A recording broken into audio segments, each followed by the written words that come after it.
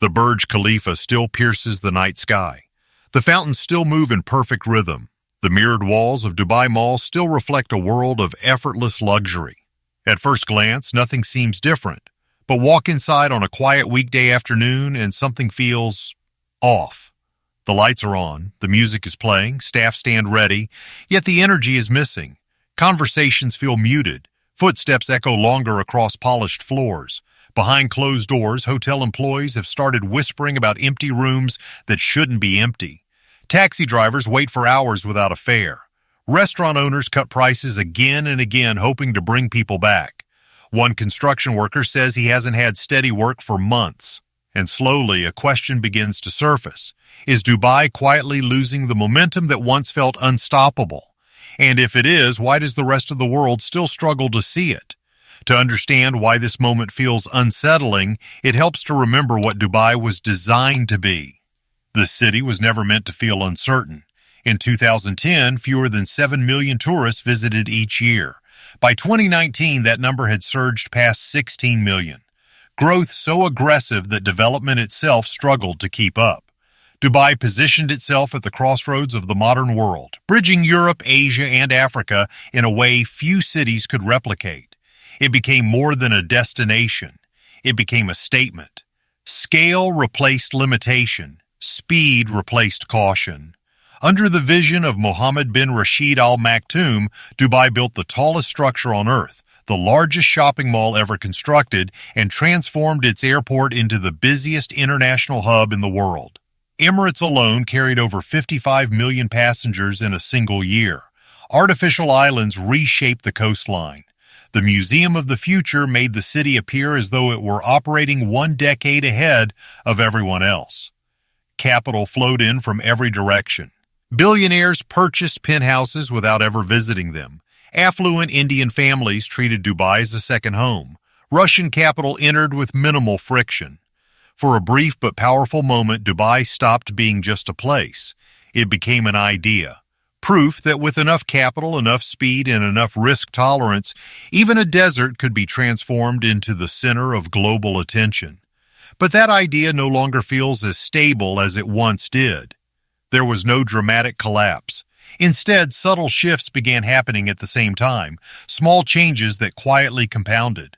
Often the data tells the story before the headlines do. In early 2024, global travel patterns began moving in a direction that was difficult to ignore. Tourists were not simply choosing other destinations. Many were actively bypassing Dubai. Hotel occupancy rates that once hovered near 80% during peak season began to soften. Flights that had consistently operated at full capacity started leaving empty seats. Dubai's tourism authority revised visitor projections downward more than once, a subtle but meaningful signal that expectations were no longer aligning with reality. Then in April 2024, an event forced global attention. Dubai experienced its heaviest rainfall in 75 years. Within hours, one of the most engineered cities on the planet began to shut down. Roads that had cost millions per kilometer disappeared under murky water. Dubai International Airport, the busiest international hub in the world, was forced to halt operations. Hundreds of flights were canceled. Thousands of passengers were stranded. But the most significant damage was not logistical. It was psychological. Images spread across the internet showing luxury cars submerged in floodwater, high-end residential lobbies filling like basins, a city built on the promise of control suddenly appearing exposed. The global reaction was not outrage, it was doubt, because once a question appears, it rarely disappears. If a city designed to represent the future struggles with a single extreme weather event, what other vulnerabilities might exist beneath the surface? The flooding itself was not the core issue. It simply made deeper structural pressures visible. The first pressure point is cost. Between 2022 and 2024, average rents in Dubai increased by more than 40%. Mid-tier housing now exceeds comparable units in cities like London or New York. In a country where expatriates make up nearly 88% of the population, this shift is immediate rather than theoretical. People are not protesting, they are leaving, quietly, steadily, and without being replaced at the same pace. When the residents who sustain daily consumption begin to disappear, the economic model starts to lose balance. The second pressure point is demand. The composition of tourists is changing in ways that are difficult to reverse. Russian visitors, once known for high spending, declined sharply following sanctions related to the Russia-Ukraine war. Indian travelers, historically the largest source of visitors, are increasingly choosing domestic luxury experiences as India's own high-end tourism sector expands. Meanwhile, Western tourists are rediscovering Southeast Asia. Countries like Thailand, Vietnam, and Japan offer cultural depth at a fraction of the cost. The comparison becomes difficult to justify. Paying $500 per night in Dubai or $150 elsewhere for a broader experience. The third pressure point is climate. Summer temperatures frequently exceed 50 degrees Celsius, making outdoor activity physically challenging for nearly half the year. For a city without extensive natural landscapes or historic districts, this presents a structural limitation. When most experiences are confined to indoor spaces, differentiation becomes harder to sustain. The fourth pressure point is labor, less visible but potentially the most consequential. Millions of migrant workers from South and Southeast Asia support every layer of the city's operations. Reports of delayed wages, passport retention, and difficult working conditions continue to surface.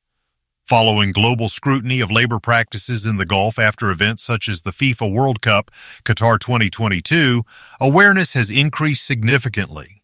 As perception shifts, subtle consequences begin to emerge. Companies reconsider partnerships. Travelers reconsider destinations. Reputational costs begin to accumulate. None of these forces alone would destabilize Dubai, but together they create a system under sustained pressure. And the pressure is not only economic or environmental, it is increasingly geopolitical. For years, Dubai benefited from a rare strategic advantage: neutrality. It positioned itself as a place where competing interests could coexist. Capital from Russia, Europe, Asia, and the Middle East could flow through the same system. But in 2020, the Abraham Accords altered that balance.